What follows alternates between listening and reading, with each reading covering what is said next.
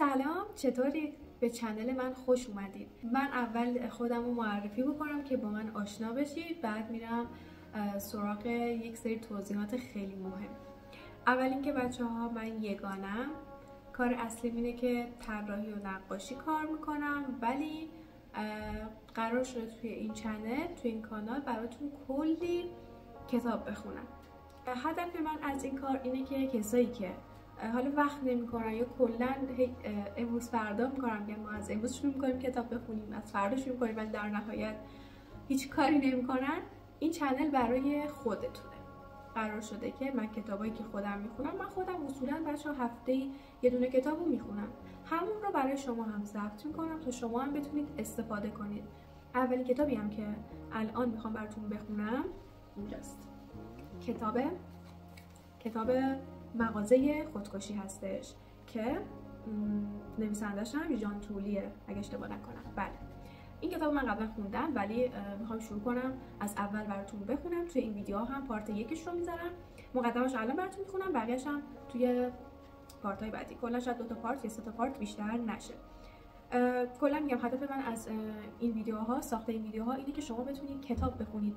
حالا انگار با یه تیر شما چند نشون زدید، همین که نیازی نیست بشینید کتابو بخونید، فقط کافیه گوش بدید یا ببینید ویدیوها رو.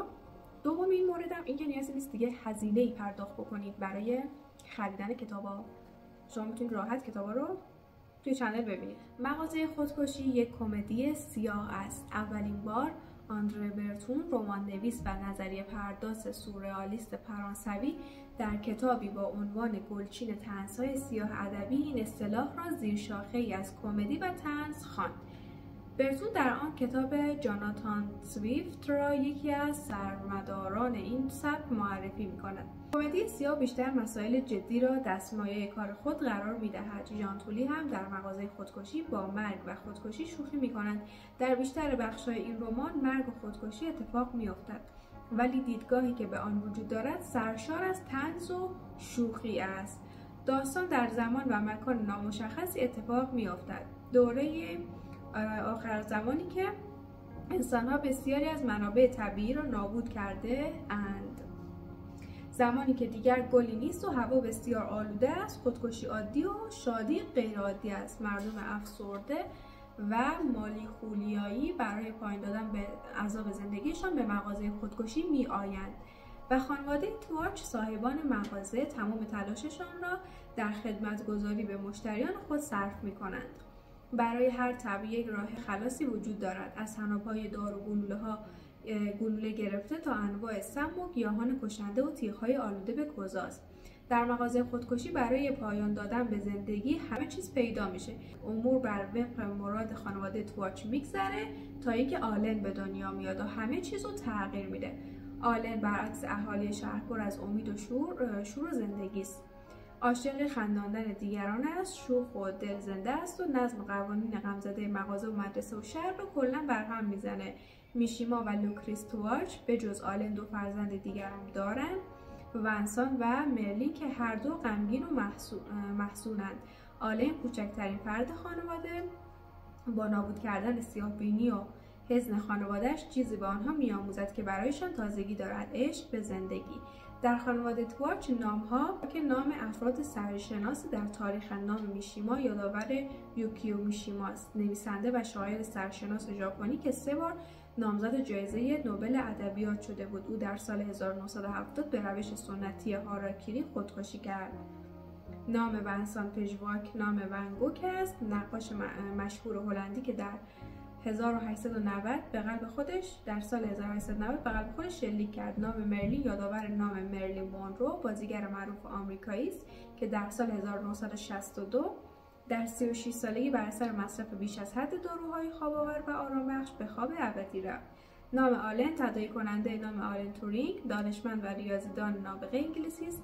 تورینگ در اواخر عمر به دلایلی افسرده شد. در 7 ژوئن 1954 برای آخرین بار به اتاق خوابش رفت و صبح روز بعد خدمتکارش جسد بیجان او رو روی تخت پیدا کرد. کنار تخت سیبی گاز زده افتاده بود که آزمایش‌های سمشناسی نشون داد که سیب به سیانور آغشته بوده. ژان تولی، نویسنده، طراح و کارگردان فرانسوی، در سال 1953 در سنلو یکی از شهرستان‌های کوچک مانش به دنیا آمد. دیگه اون کتاب را که از معروف‌ترین اثر اوست در سال 2007 منتشر کرد که تاکنون به بیش از 20 زبان ترجمه شده. خب من مقدمه‌شو براتون خوندم، نمیخوام که خیلی حوصله‌تون سر بره. این مقدمه کتاب بود. حالا یکی از برترین کتابان بوده بچه، تو سال 2007 هم نوشتتش. بریم ادامه ویدیو رو ببینید که من کتاب براتون میخونم. حالا این مقدمه‌اش رو یکم براتون با سرعت خوندم که حوصله‌تون سر نره، ولی کتاب رو خیلی قشنگ با آرامش کامل با توضیحات براتون خوندم. امیدوارم که لذت ببرید از گوش دادن این کتاب. و دیگه حرف دیگه ندارم، بریم با هم کتاب گوش بدیم. فقط قبلش اگه علاقه‌مندی به این موضوع کتاب و کتاب خوندن و اینا و خوشت اومده از ویدیو، حتما یادت نره ویدیو رو لایک کنی، سابسکرایب هم یادت نره، کامنت هم حتما برام بذار که من همه کامنت ها رو میخونم. مرسی از حمایتتون. خب بریم با هم دیگه کتابو بخونیم. نور آفتاب اصلاً درون این مغازه کوچک رخنه نکرده بود. تنها پنجره مغازه سمت چپ در ورودی با کاغذ و مقوا پوشیده شده و یک لوح اعلان هم روی دستگیره در آویزان بود. نور لامپ‌های مهتابی سقف روی پیرزنی افتاده بود که داشت به سمت بچه‌ای میرفت که در کالسکه‌ای خاکستری بود. اوه، داره میخنده. مغازه‌دار زن جوانتری که کنار پنجره رو به صندوق نشسته بود و حسابهایش را بررسی می‌کرد با اعتراض گفت: پسر من داره میخنده. نه خیر خانم، فقط داره شکلک در میاره. آخه چه دلیلی داره توی این دنیای نکبت بار لبخند بزنه؟ بعد دوباره سر حساب و کتابش برگشت، ولی پیرزن همچنان دور کالسکه بچه میچرخید. قدم‌های ناشیانه و عصایش او را مضحک جلوه میداد. چشمانش آب مروارید داشت، ولی آن چشم‌های تیره و غمگین و مرده‌وار به آنچه دیده بود یقین داشتند. ولی انگاری داشت میخندید. مادر بچه که روی پیشخوان خم شده بود گفت: من که شاخ در میارم اگه همچین چیزی ببینم. سابقه نداشته توی خانواده تواج کسی لبخند بزنه. زن گردنش را که مثل گردن قاز بود بالا کشید و داد زد: میشیما، بیا اینجا یه دقیقه. دریچه کف مغازه دهان باز کرد و کله تاسی بیرون پرید. بله، چه شده؟ میشیما تواج یک کیسه سیمان دستش بود. از انبار زیرزمین بیرون آمد و کیسه را روی کف موزاییکی مغازه گذاشت. این مشتری ادعا میکنه که آلن خندیده. لوکریس، داری درباره چی حرف میزنی؟ گرد و خاک آستینش را تکاند و قبل از این که نظری بدهد به سمت بچه رفت و نگاه مشکوک و ممتدی به او انداخت. در حالی که دستانش را جلوی دهانش تکان میداد و گفت: باید خسته باشه که قیافش اونجوری به نظر رسیده. آدم گاهی این حالتو با خنده اشتباه میگیره. فقط یه شکلک بوده، همین. سپس سقف کالسکه را کشید و برای پیرزن توضیح داد: ببینید، اگه گوشه دهنش رو هم به سمت چونش بکشم بازم نمیخنده. قیافش مثل قیافه فلاکتبار برادر و خواهرش موقع تولدشونه. مشتری گفت: ببینم. مغازه‌دار دستش را از روی صورت بچه برداشت. مشتری با تعجب فریاد زد: اینها، خودت ببین، داره میخنده. میشیما بلند شد، دستی به سینه‌اش کشید و با تندی گفت: خب حالا چه احتیاج دارید؟ یه طناب میخوام که خودمو باهاش حلق‌آویز کنم. خیلی خوب، سقف خونتون بلنده، نمیدونید؟ از قفسه طناب دار را پایین کشید و ادامه داد: 2 متر کفایت میکنه، گره خیلی خوبی هم روشه، فقط باید سرتون رو قشنگ توی حلقش جا بدید. پیرزن وقتی داشت حساب میکرد باز نگاهی به کالسکه انداخت. آدم وقتی لبخنده یه بچه رو میبینه قلبش آروم میگیره. میشیما به سطوح آمد و با دلخوری گفت: بفرمایید دیگه، برید منزل، الان کار مهمتری هست که باید انجام بدید. پیرزن بیچاره زیر آسمان گرفته و عبوس شهر طناب را روی یک دوشش انداخت و راهش را گرفت و رفت. مغازه‌دار به داخل مغازه‌اش بازگشت. راحت شدیم. عجب کنایی بودا. هی حرف خودشو میزد. خانم توارچ همچنان پای صندوق ایستاده بود و نمیتوانست چشم از کالسکه بچه بردارد. کالسکه تکان میخورد و جیرجیر صدایش با طنین خنده بچه میآمیخت. آقا و خانم توارچ مات و متحیر به یکدیگر نگاه کردند. اوه لعنتی. آلین آخه چند بار باید به تو بگم وقتی مشتری هامون از مغازه خرید میکنن بهشون نمیگیم به زودی میبینمت. ما باشون ودا میکنیم چون دیگه هیچ وقت بر نمیگردن. آخه کی این رو توی کلت فرو میکنی؟ لوکریس توارچ با عصبانیت کاغذی را پشت خود در دستان گره کردهش پنهان کرده بود که با تکانهای عصبی او میلرزید. بچه کوچکش روبروی او ایستاده بود و بشاش و مهربان نگاهش میکرد. خانم توارچ خم شد و با لحن سرزنش آمیزی و محکمتری گفت: و یه چیز دیگه، این جیک جیک کردنتو تموم کن. وقتی یکی میاد اینجا نباید بهش بگی صبح بخیر. تو باید با یه لحن بابا مرده بهشون بگی چه روز گندی مادام، یا مثلا بگی امیدوارم اون دنیا جای بهتری براتون باشه موسیو. خواهش میکنم لطفاً این لبخند مسخره رو هم از روی صورتت بردار. میخوای این یه لقمه نون رو ازمون بگیری؟ آخه این چه رفتاریه که وقتی یکی رو میبینی چشماتو میچرخونی و دستاتو میبری پشت گوشتو تکونشون میدی؟ فکر کردی مشتریا میان اینجا لبخند ابلهانه تو رو ببینن؟ واقعا میری روی مخم. مجبورمون میکنی بهت پوزبند ببندی. خانم توارچ از دست آلین به شدت عصبانی بود. او زنی بود با قدی متوسط و حدوداً 50 ساله. موی قهوه‌ای خوشحالت و کوتاهی داشت. ونسان که انگشت شستش را در دهانش کرده بود جلو آمد و خودش را توی آغوش مادر مچاله کرد. کاش میتونستم برگردم توی شکمت مامان. مادر بانداج کرپ ونسان را نوازش کرد و پاسخ داد: درکت میکنم. بعد شروع به بازجویی از نقاشی آلن کوچولو کرد. این دختر لنگ دراز که کنار خونه داره ورجه ورجه میکنه دیگه کیه؟ پسرک 6 ساله پاسخ داد: مادر این مرلینه دیگه. مرلین با شانه های افتاده و پژمرده آرام سرش را بلند کرد. صورت و دماغ سرخش تقریبا زیر موهایش پنهان شده بود. خانم توارچ با تعجب فریاد زد: پس چرا اینقدر فعال و خوشگل کشیدیش؟ در صورتی که خودت میدونی اون همیشه میگه تنبل و زشته. به نظرم خیلی همون خوشگله. مرلین گوشایش را گرفت، از چهارپایه پایین پرید و جیغ زنان از پشت مغازه به سمت پله‌های ساختمان دوید. مادر مرلین فریاد زد: بفرما، حالا هم خواهرش را به گریه انداخت. پدر مرلین آخرین لامپ‌های مهتابی مغازه را خاموش کرد. خانم توارچ روی تخت دخترش مرلین نشسته بود و برایش داستان خودکشی کلئوپاترا را تعریف می‌کرد. وقتی کلئوپاترا ملکه مصر در سوگ آنتونی نشسته بود، تاجی از گل بر سر نهاد و به خدمتکارانش دستور داد حمام رو آماده کنند. بعد از حمام کلئوپاترا غذای اعیانی میل کرد. سپس مردی روستایی که سبدی در دست داشت از راه رسید. هنگامی که محافظان از او بازجویی کردند که چه چیزی همراهش است، برگ‌های روی سبد را کنار زد و سبد پر از انجیر را به آنها نشان داد.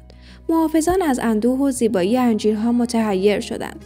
مرد لبخند زد و به آنها مقداری از آن میوه‌ها را داد. بنابراین به او اعتماد کردند و اجازه ورود دادند.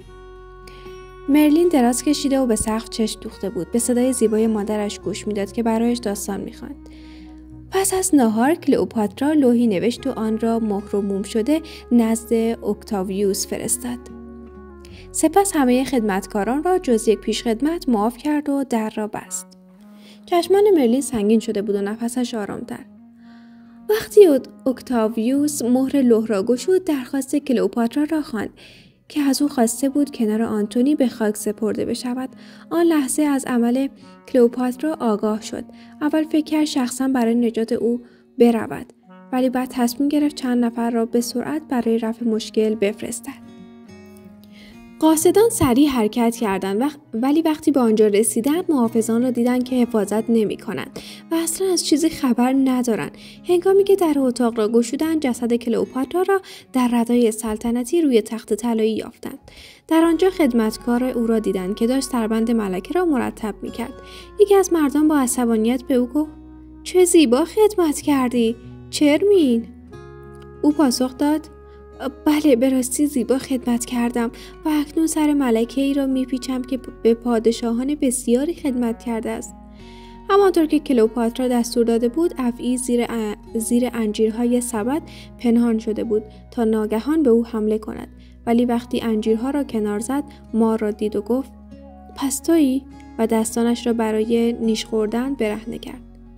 مرلین که انگار هیپنوتیزم شده بود چشمانش را باز کرد، مادرش موهایش را نوازش کرد و داستان را تمام کرد. 2 نقطه ریز جای نیش روی دستهای کلئوپاترا پیدا بود. هرچند اکتاویوس از مرگ کلئوپاترا ناراحت شده بود، روح بزرگش را ستایش کرد و او را با مراسمی با شکوه و شاهانه کنار آنتونی به خاک سپرد. آلن در دم اتاق نیمه باز خواهرش ایستاده بود و گوش میداد. اگه من اونجا بودم از پوست اون ماره یه جفت دمپایی درست میکردم که مرلین باهاشون بره کنسرت. لوکریس از خشم به خودش پیچید و با ترشرویی به بچه کوچکش نگاه کرد و گفت: با تو برو توی اتاقت، کسی نظر تو رو نخواست. بعد بلند شد و به دخترش قول داد فردا شب داستان خودکشی سافورا را برایش تعریف کند که چطور به خاطر چشمان زیبای یک چوپان خودش را از صخره پایین انداخته. مرلین آب دماغش را بالا کشید و گفت: مامان، وقتی بزرگ شدم اجازه میدی برم دیسکو با پسرا برقصم؟ اوه، معلومه که نه. به حرفای داداش کوچولوت گوش نکن، اون مزخرف میگه. تو خودت همیشه میگی یه دختر چاق و گنده‌ای. واقعا فکر میکنی مردا حاضرن با یکی مثل تو برقصن؟ آه، بی خیال. بگیر بخواب و سعی کن کابوس ببینی. اینجوری معقول تره. لوکریستوارچ به اتاق خوابش رفت و کنار شوهرش دراز کشید. ناگهان صدای زنگ پایین به صدا درآمد. میشیما آهی کشید و گفت: شبم باید در خدمت ارباب رجوع باشیم. میرم ببینم کیه. در تاریکی راپله قرقر کنان پایین رفت. لعنت به این سیاهی، هیچی نمیبینم. یه قدم اشتباه بردارم گردنم خورد میشه. آلن از بالای پله ها نظر داد. بابا، چرا به جای لعنت فرستادن به تاریکی یه چراغ روشن نمی کنی؟ خیلی ممنونم به خاطر نصیحتتون آقای همه چیز دان. با این حال به پیشنهاد پسرش گوش داد و لامپ راپله را روشن کرد و داخل مغازه رفت. وقتی به اتاق خوابش برگشت زنش به بالش تکیه داده بود و مجله می‌خواند. زن پرسید: کی بود؟ نمیدونم، یه بیچاره‌ای که تفنگش گلوله نداشت. چیزی رو که دنبالش بود از توی جعبه مهمات پیدا کردم و بهش دادم. دیگه میتونه مغزشو بهتر کنه. تو داری چی میخونی؟ آمار پارساله، هر 40 دقیقه یک خودکشی. 150,000 اقدام به خودکشی که فقط 12,000 تاش به مرگ منجر میشه. باور نکردنیه. خب آره همینطوره. چقدر آدم هست که میخوان راحت بشن و موفق نمیشن. خوشبختانه ما واسه این کار اینجاییم. چراغو خاموش کن عزیزم. از آن طرف دیوار صدای آلن به گوش میرسید. خوابهای خوب ببینی مامانی، خوابهای خوب ببینی بابایی. پدر و مادرش از حسرت آهی کشیدند. مغازه خودکشی، بفرمایید. خانم تواچ که لباس سرخ خونی تن کرده بود تلفن را برداشت و از تلفن کننده خواست گوشی را نگه دارد. یک لحظه گوشی آقا. و باقی پول مشتری زنی را داد که قیافش از نگرانی کج شده بود. او با پاکتی که نشانی مغازه خودکشی رویش بود مغازه را ترک کرد. روی پاکت شعار مغازه چاپ شده بود. آیا در زندگی شکست خورده اید؟ لااقل در مرگتان موفق باشید. لوکریس با مشتری خداحافظی کرد و دوباره گوشی را برداشت. الو، اوه موسیا، شمایید؟ البته که به جا میارم. امروز صبح تناب دار خریدید، اینطور نیست؟ بله، شما میخواید که ما نمیشنوم. احتمالاً تلفن همراه مشتری آنتن نمیده. ما رو به تشییع جنازتون دعوت کردید؟ آره، ممنونم، واقعا لطف کردید. ولی کی میخواید انجامش بدید؟ طناب دور گردنتونه. خب امروز که 3 شنبه است، فردا 4 شنبه. پس تشییع جنازتون میافته 5 شنبه دیگه، درسته؟ اجازه بدید از شوهرم بپرسم. به پشت مغازه رفت و داد زد: میشیما، موسیو چنگ پشت تلفنه. سرایدار مجتمع مذاهب اسیادم رفته. آره همون. ازمون میخواد که 5 شنبه توی خاک سپاری شرکت کنیم. این همون روزی نیست که قراره بازاریاب شرکت مرگاوران بیاد؟ آهان، پس اون 5 شنبه هفته بعده؟ خیلی خوب. دوباره گوشی تلفن رو برداشت. هلو موسیو چنگ. الو. وقتی فهمید چه اتفاقی افتاده تلفن رو قطع کرد. هرچند طناب خیلی ابتدایی همیشه موثره. باید باز هم بیشتر سفارش بدیم. مرلین، بیا ببینم. مرلین توارچ 17 ساله شده بود. بی‌حوصله و شلوول با سینه‌های بزرگ و خجالت زده از اندام پرش تیشرت تنگی به تن داشت که رویش این شعار نوشته بود: زندگی می‌کشد. خیلی خشک و بیرمق گردگیر را در دستانش گرفته بود و لبه قفسه تیغ‌هایی را پاک می‌کرد که برای رگ زدن چیده شده بود. برخی از آنها زنگ زده بود. روی برچسب کنار آنها نوشته شده بود: حتی اگر رگتان را عمیق نبرید، کزاز خواهید گرفت.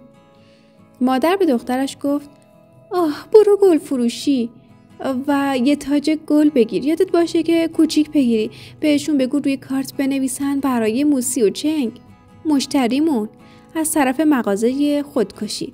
احتمالاً چند تایی مستاجر از مجتمع میان و میگن از پسش بر اومده. واسه ما تبلیغ خیلی خوبی میشه.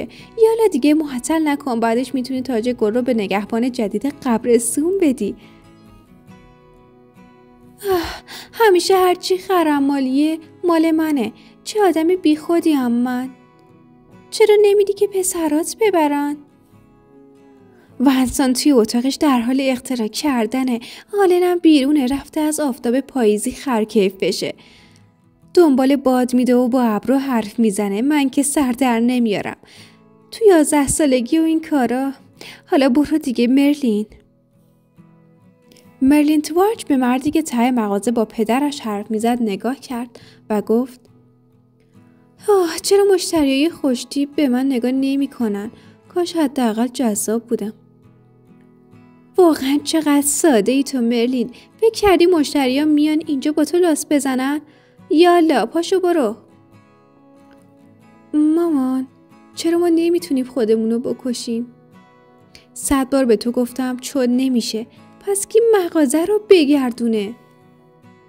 ما خانواده توارچ یک وظیفه داریم. طبیعتا وقتی میگم ما شامل حال آلن نمیشه. حالا دیگه برو. خیلی خوب باشه. خانم توارچ از پشت صندوق پیشخوان بیرون آمد. با دیدن دختر بزرگش که مغازه را ترک میکرد دلش به لرزه در آمد و گفت: تو پلوی بیچاره. منم تو سن اون همین جوری بودم. تنبل و قرقرو. تا روزی که میشیما رو دیدم فکر میکردم پخمم. دستش رو روی قفسه کشید و خاک آن را پاک کرد. وقتی هم کار خونه انجام میدادم بازم گرد و خاک میموند. گردگیر را برداشت و کار دخترش را ادامه داد.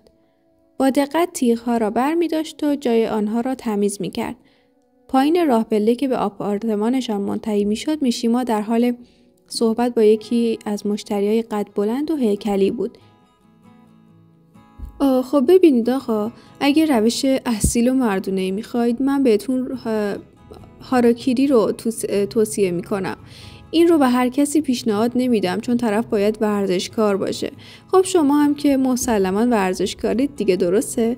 ببخشید فضولی میکنم. شغل شما چیه؟ من معلم ژیمناستیکم. توی مدرسه مانترلند کار میکنم. آها، پس درست حد زدم. دیگه تحمل شاگردا رو همکارامو ندارم. میشیما تاکید کرد. بله، گاهی سر و کله زدن با بچه ها دشواره، مثلا پسر کوچیکه من. تو فکر نفت یا بنزین بودم.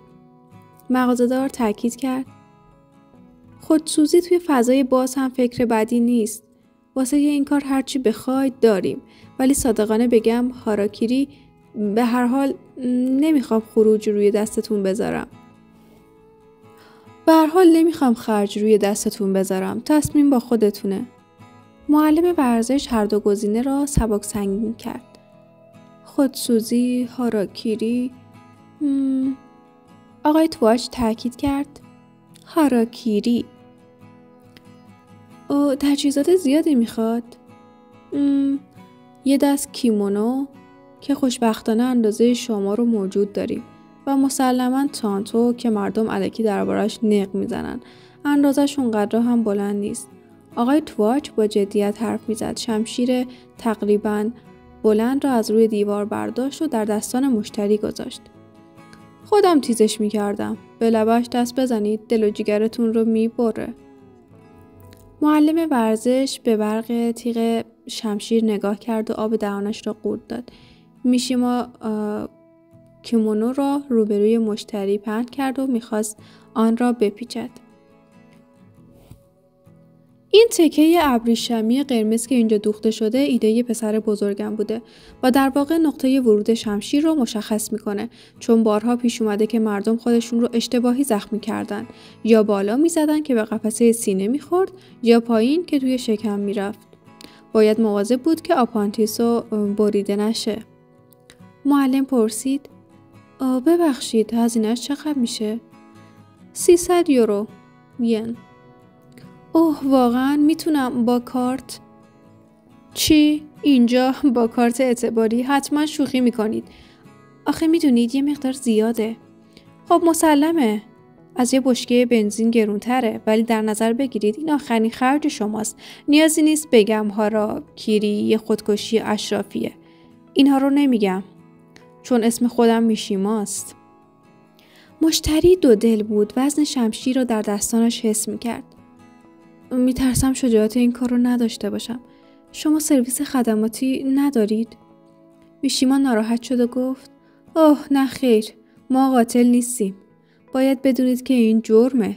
ما فقط اینجا تامین کننده نیاز مردمیم، همین. ولی بعدش دیگه خودشون باید به کارشون برسن. وظیفه خودشونه. وظیفه ما خدمت رسانی و فروش محصولات با کیفیته.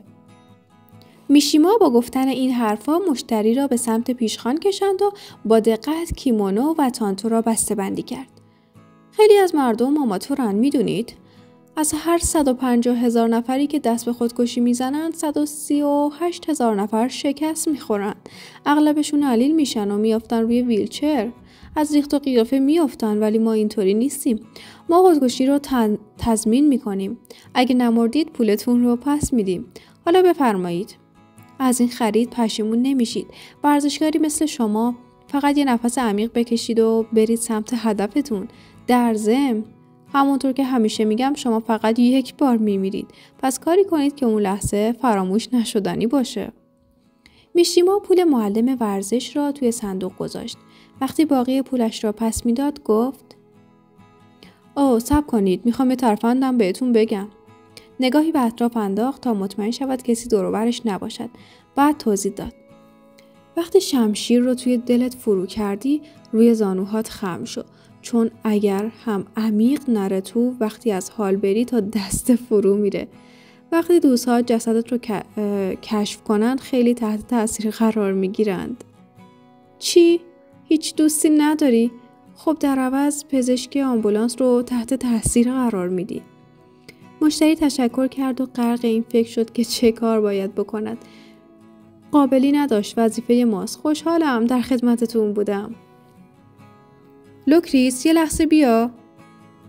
خانم تواچ در زیر راه پله را باز کرد. ماسک ضد گازی به صورتش زده بود که صورت و گردنش را پوشانده بود. چشمان گرد و بازش بالای محفظه فیلتردار و بزرگ جلوی دهانش او را شبیه مگسی خشمگین کرده بود. لباس سرتاپا سفیدی تن کرده بود. دستکش‌های جراحیش را از دست درآورد و نزد شوهرش رفت. میشیما او را صدا زده بود تا درباره یکی از مشتری‌ها به او توضیح بدهد. اون خانم به یه چیز زنونه احتیاج داره. صورت مگسوار خانم تواچ از پشت ماسک وزوز می‌کرد. بعد فهمید هنوز ماسک را در نیاورده است. بعد آن را از سرش باز کرد و ماسک را در دستش گرفت. یه چیز زنونه. خب فکر کنم سم از همشون بهتر باشه. زنونه ترین چیزیه که داریم. اتفاقا الان تو انبار داشتم سم درست میکردم. لوکریس دکمه های روپوش سفیدش را باز کرد و وسایلش را روی پیشخوان کنار صندوق گذاشت. سم، خب چی خدمتتون بدم؟ سم تماسی داریم که اگه دست بهش بزنید میمیرید. سم‌های بو کردنی و خوردنی هم داریم. کدومشون رو میپسندید؟ زن که انتظار چنین سوالی رو نداشت گفت خب کدومشون بهتره؟ لوکریس جواب داد سم‌های تماسی، اسید مارماهی، سم قورباغه طلایی، سم ستاره شب، ژل مرگبار، وحشت خاکستری، روغن ماه، سم گربه ماهی. تازه همش اینا نیستن. محصولات دیگه توی قفسه تره بارند و به بطری‌های فراوان آن قسمت اشاره کرد. سم‌های بویایی چی؟ اونها چطورن؟ خب ببینید خیلی ساده است. در بطری رو باز میکنید و محتوای اون رو بو میکشید. میتونه زهر عنکبوت، نفس مرد حلق‌آویز شده، ابر زرد، زهرابه چشم بد، رایحه صحرا و از اینجور چیزا باشه. نمیدونم چی انتخاب کنم. اینجوری که شما میگید واقعا گیج شدم. خانم تواچ پاسخ داد. ناراحت نباشید. طبیعیه که نتونید تصمیم بگیرید. اگر هم ترجیح میدید خوردنی باشه، عسل سرگیجه هم داریم. پوست رو قرمز میکنه و باعث میشه خون عرق کنید. مشتری اخم کرد. لوکریس از او پرسید حالا چرا میخواید خودتون رو بکشید؟ من از مرگ یکی خیلی به هم ریختم. همش به اون فکر میکنم. به خاطر همین اومدم اینجا. هر کاری میکنم نمیتونم فراموشش کنم. میفهمم. خب پس بهت استریکنین رو پیشنهاد میکنم. از گیاه جزولوقیه گرفته شده و به محض اینکه بخوریش حافظت رو از دست میدی. اینجوری دیگه نه دردی حس میکنی نه حسرتی میخوری. بعدش بیحال میشی و بدون اینکه بفهمی خواب به خواب میشی. این یکی واقعا واسه تو ساخته شده. زن داغ دیده با کف دست چشمهش رو مالید و گفت جزولوقی؟ نمیدونم. لوکریس جسارت به خرج داد و گفت ولی اگر هم بخوای میتونی خودت سم مورد نظرت رو بسازی. خیلی از زنها دوست دارن بستر مرگشون معطر باشه. مثلا با گل انگشتانه که موجوده چند تا گلبرگش رو میریزی توی هاون و میکوبی. میدونی این دسته از گلها خیلی شبیه دست شل افتاده آدم‌های غم زدن. وقتی خوب کوبیدیش با آب مخلوطش کن و بجوشون. چند دقیقه بذار سرد بشه. تو این مدت برو آب دماغت رو بگیر و نامه خداحافظیت رو بنویس. بعد محلول جوشونده رو صاف کن. دوباره بذار جوش بیاد تا آبش بخار بشه. آخر سر یه ماده سفید و کریستالی ازش باقی میمونه که میخوریش. خوبیش اینه که گرون نیست. شاخه گیاه کواری هم هست که میتونی از دونه‌هاش برای خودت استفاده بکنی. مشتری از این همه امکانات پیش رویش مات و متحیر شد و نمیدانست چه تصمیم بگیرد. اگر شما بودید کدومش رو انتخاب میکردید؟ چشمان زیبا و موقر لوکریس به نقطه‌ای در دوردست خیره شد. لحظه انگار در مغازه نبود. من راستش نظری ندارم. ما خودمونم افسرده ایم. 1000 تا دلیل واسه خودکشی داریم. ولی نمیتونیم محصولاتمون رو روی خودمون امتحان کنیم. اینطوری در مغازه تخته میشه. اون وقتی به مشتری ها برسه. بعد به خودش آمد و گفت چیزی که من میدونم اینه که سیانور زبون رو خوش میکنه و حس بدی به تو میده. به همین خاطر موقع درست کردنش یکم برگ نعنا بهش اضافه میکنم تا دهن رو معطر کنه. اینها هم باز پیشنهادهای دیگه‌ایه که بهتون گفتم. بازم بخوام توصیه کنم نوشیدنی روز هست. اوه صبر کن ببینم امروز صبح چی درست کردم. به سمت منوی آویزان روی پنجره رفت. با گچ رویش نوشته بود پری شنی. اوه آره پری شنی، چرا قبلا به فکرم نرسیده بود. آخ چقدر حواسم پرده مادام. شما نمیدونید از بین سمهای تماسی و بویایی و خوردنی کدوم رو انتخاب کنید؟ این مخلوطی از اون ستاست، ساخته شده از مهر گیاه، ژل مرگبار و رایحه صحرا. لحظه آخر خودتون تصمیم میگیرید که لمسش کنید یا بخوریدش یا بوش کنید. نتیجه همشون یکیه. مشتری تصمیمش را گرفت. خوبه همینو میبرم. از خریدتون پشیمون نمیشید مادام؟ اوه چقدر خنگم، چطور فراموش کرده بودم. این بچه هوش و حواس برام نذاشته. با سرش اشاره‌ای به آلن کرد که روبروی قفسه طناب‌ها پاهایش را جفت کرده بود و دستهایش را روی سرش گذاشته بود. مادام شما بچه دارید؟ یکی داشتم، در واقع یه روز اومد اینجا و واسه تفنگش گلوله خرید. اوه همه چی رو زشت و سیاه میدید. هیچ وقت نتونستم شادش کنم. خانم تواش قصه خورد و گفت کاش ما هم میتونستیم همینها رو به این بچه‌مون یاد بدیم.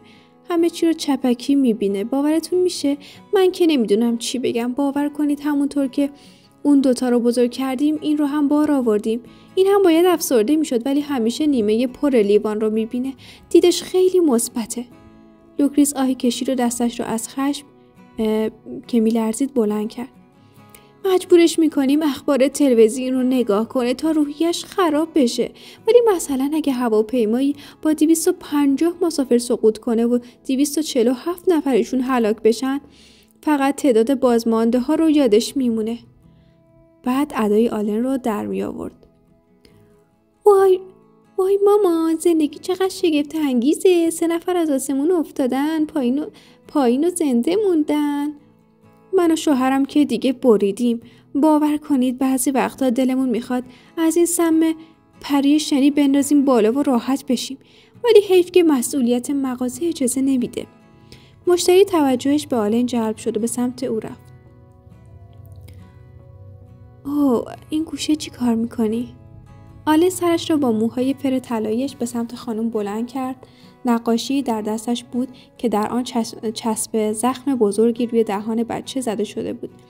روی زمینه صورتی با ماژیک یک نفر پوزخند شیطان آمیزی کشیده بود که زبانش را درآورده بود. گوشه لبها به سمت پایین افتاده و شبیه آدم‌های زشت و شرور شده بود. مادرش در حالی که بطری سم آن زن را بسته‌بندی می‌کرد توضیح داد: کار وهنسانه، برادر بزرگشه. اون از این شکلک ها میکشه. زیاد از اون زبون بیرون افتاده خوشش نمیاد. ولی باز هم بهتر از قهقه زدن اینه که میگه زندگی شگفت انگیزه. مشتری دستی به چسب زخم زد و آن را بالا کشید.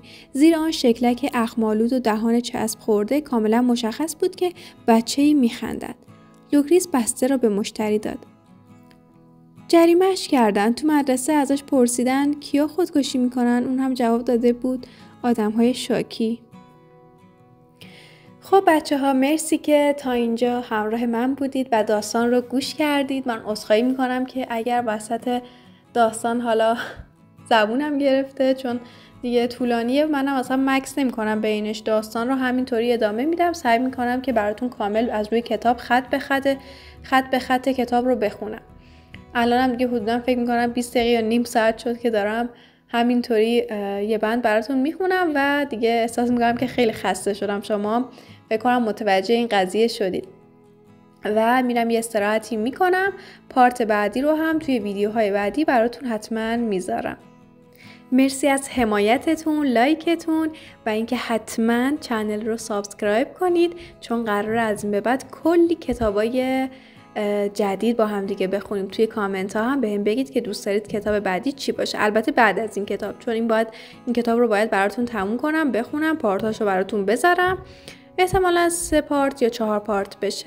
بعدش کتاب بعدی رو براتون میخونم. توی کامنت ها حتما هم نظرتون رو بگین، هم که اگر انتقادی دارید بکنید و بگید توی کامنت ها، همین که اگر کتابی مد نظرتونه حتما بهم بگید. مرسی ازتون. خداحافظ تا پارت بعدی.